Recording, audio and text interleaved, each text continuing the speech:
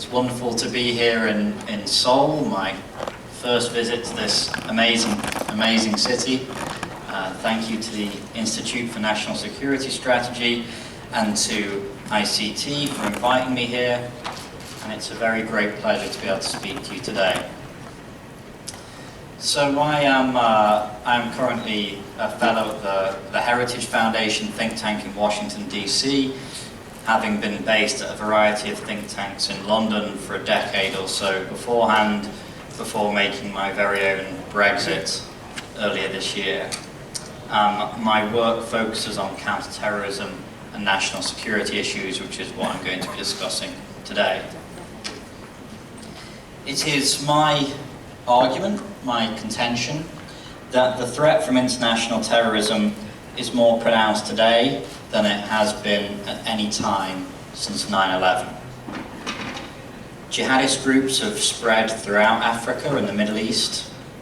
Europe and the United States have been struck. Even those countries seemingly inoculated from Islamist terrorism, such as Japan, have had citizens killed in Syria. The threat is multifaceted and it is diverse. But as of today, the groups that we should be most concerned about are Al-Qaeda and ISIS. At present, there is a very understandable policy focus on the threat posed by ISIS. The group has captured huge amounts of territory in Iraq and Syria, carried out attacks abroad. It's even carried out attacks in 3 NATO countries in the last 12 months alone. And it has shown a remarkable capacity for brutality.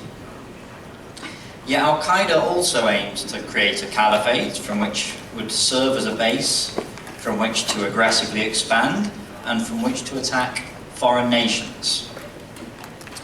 So I'm very happy to talk on any aspect of the Islamist terrorist threat facing the world today, but intend to focus my remarks on 3 areas which especially concern me. That's Yemen, the Iraq-Syria theatre broadly, and then Europe. However, it is a very unfortunate reality that we could easily discuss approximately a dozen areas of grave concern. We could discuss Somalia, where Al-Qaeda's East African affiliate, Al-Shabaab, has a track record of carrying out attacks not just in Somalia, but also Kenya and Uganda. The US certainly was concerned enough to have carried out a missile strike just north of Mogadishu in March 2016, which killed 150 Al-Shabaab fighters at one training camp alone. We could discuss Nigeria, where the vicious Boko Haram terrorist group carries out attacks not just in Nigeria, but Cameroon, Chad, and Niger.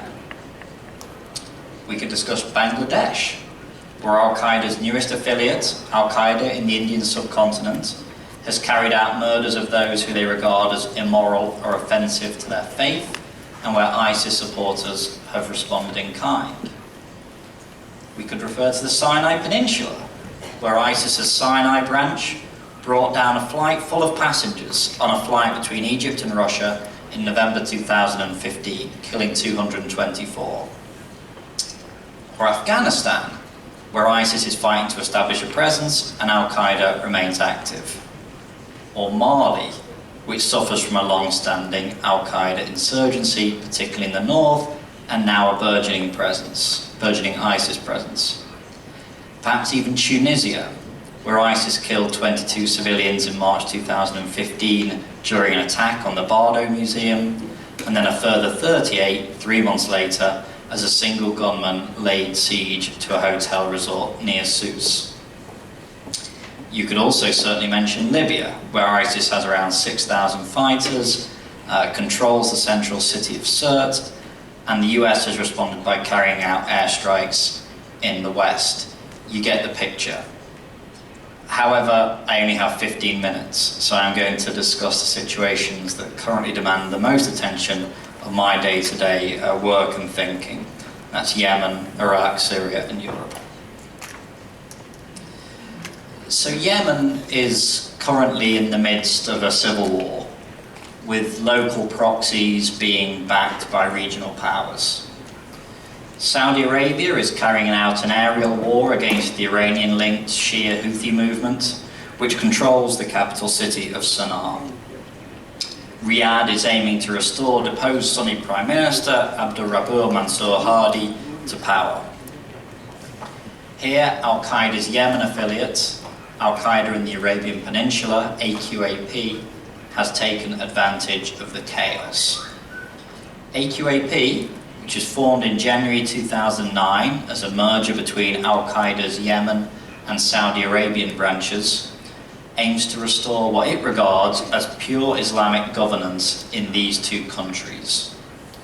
So, for example, until April this year, AQAP held the southern city of Mukalla, retaining its grip for approximately a year and attempting to implement Sharia law. It also grabbed territory in governorates such as Abyan and Shabwa, places where there are historic connections to Islamist militancy in Yemen and where AQAP has held territory in the past. AQAP is regarded by counter-terrorism officials as a major terrorist threat to the US and its allies. It has targeted Western aviation on multiple occasions, including the failed underwear bomb plots of December 2009 and May 2012, where ingenious bombs concealed in AQAP operatives' underwear were to be detonated on flights bound for the US. Thankfully, both attacks failed, once after the bomb malfunctioned, once after US and Saudi intelligence infiltrated the cell and thwarted the plot. AQAP was also behind the Charlie Hebdo attacks in Paris in January 2015. Charlie Hebdo, the satirical magazine, was selected for targeting by Al-Qaeda's central leadership after it published a picture of the Islamic prophet Muhammad. The raid was then carried out by two French terrorists trained by AQAP in Yemen, and senior AQAP figure Nasser bin Ali al-Ansi claimed credit for the attack on the group's behalf. US drone strikes have killed several senior AQAP figures, including its emir, the Al-Qaeda veteran and Osama bin Laden confidant, Nasser al-Wahishi, in June 2015. Yet the group remains powerful. While AQAP seems to be prioritizing the situation in Yemen over international terrorist attacks at present, this is likely a tactical shift rather than a strategic one. It is taking advantage of the US and its allies devoting most of its attention to defeating ISIS by strengthening its hand in Yemen. To add to the concerns, ISIS also has an operational affiliate there that attacks government targets. At the end of May, for example, 2 suicide bombers killed approximately 50 recruits enlisting for military service in Aden, South Yemen. Moving on to Iraq and Syria. ISIS is the dominant force in both of these countries. And what is ISIS? ISIS is a totalitarian movement with genuine aspirations of state building.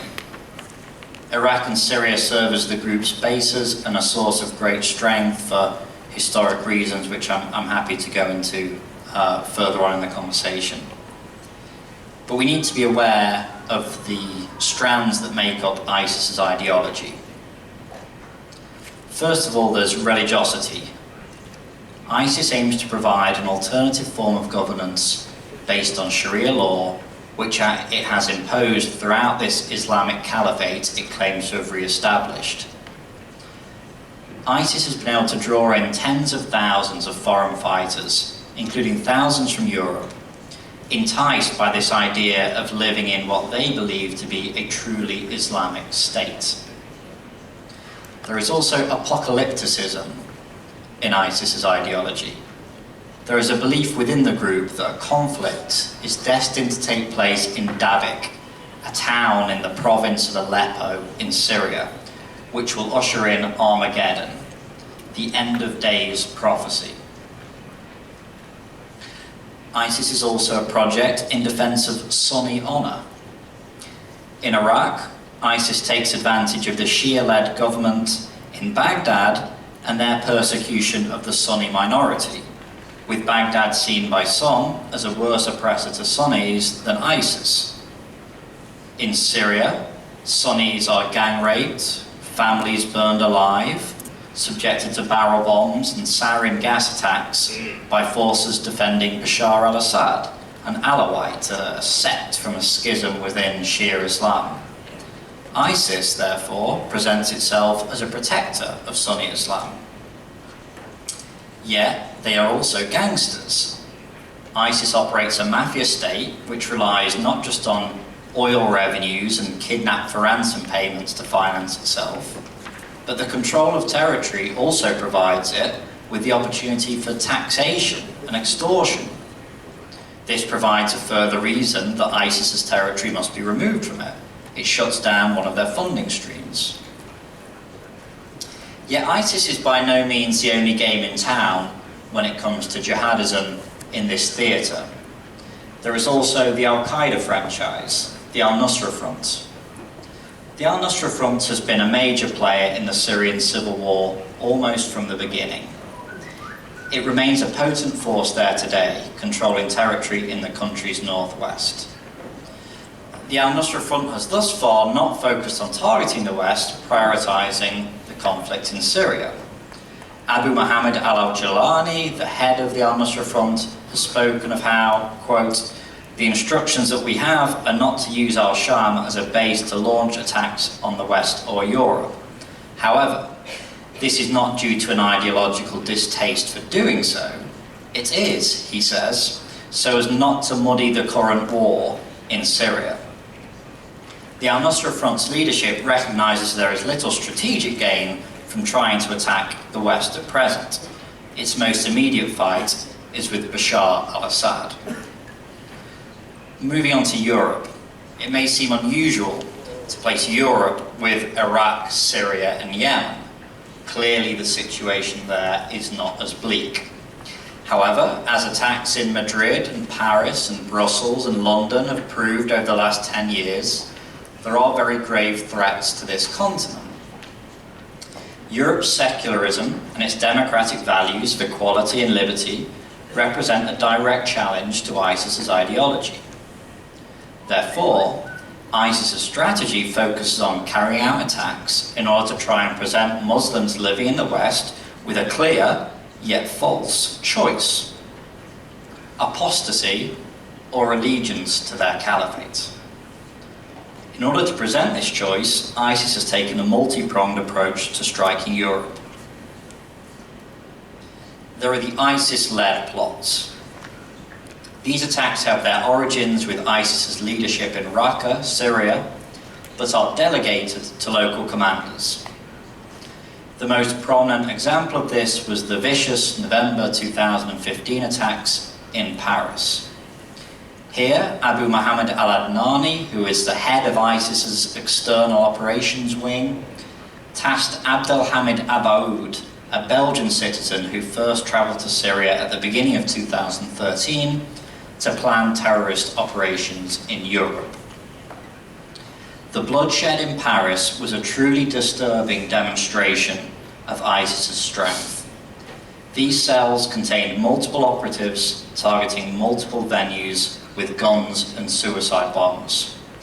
That a plot of this size and complexity was not noticed and stopped by security services was a truly sobering moment about our limited capacity to prevent terrorist attacks striking in the heart of Europe. While Abdelhamid Abaoud was killed in a raid in France in November 2015, his network also carried out the attacks in Brussels in March 2016, killing 32. In trying to find individuals to carry out these operations, ISIS has relied heavily on the recruitment of those previously connected to crime. These misdemeanors range in seriousness from petty to violent: drug offences, armed robberies, assault, shoplifting, bank robberies.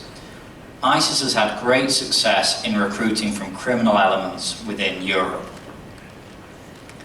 ISIS has also issued an open call for individuals sympathetic to it to carry out attacks on their behalf in the West, a kind of crowdsourcing approach. This was encapsulated in an audio recording released in September 2014 featuring Abu Muhammad al-Adnani. He implored supporters to launch a series of operations, regardless of their sophistication, targeting Americans, Europeans, Canadians and Australians, among others. A spate of such attacks have either taken place or been disrupted by authorities.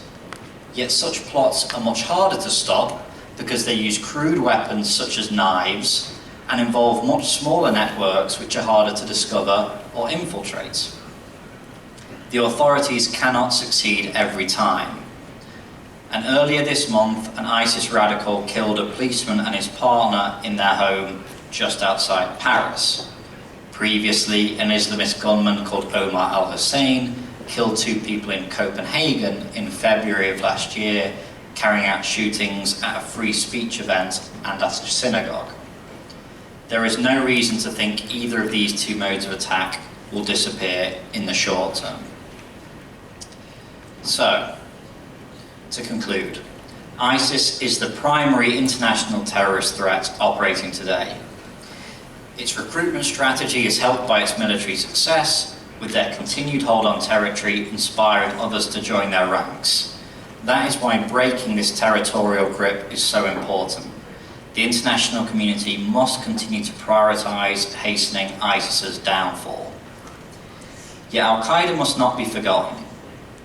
It may be that Al-Qaeda is actually the longer-term threat. For example, ISIS's caliphate is central to what it claims is their Islamic legitimacy. Yet it is also a static military target. The capital is there in Raqqa, and there is a widespread awareness and understanding of territory ISIS holds. Now that it has this territory, it must keep most of it in order to effectively project power. That makes it easier to target, and its strategy hopefully easier to predict. Al-Qaeda is different to ISIS. It operates more comfortably in the shadows. Its willingness to concede territory under pressure and melt into the local population makes them more akin to a traditional insurgency. Al-Qaeda also has a slightly less coercive approach than ISIS to those they govern. It has shown more interest in attempting to curry support with locals, emphasising their commitment to Sharia law and Islam as opposed to just global jihadist ideology. Yet it still retains this capacity to carry out major attacks. When it comes to its focus on attacking the West, the difference between the groups comes mainly over tactics.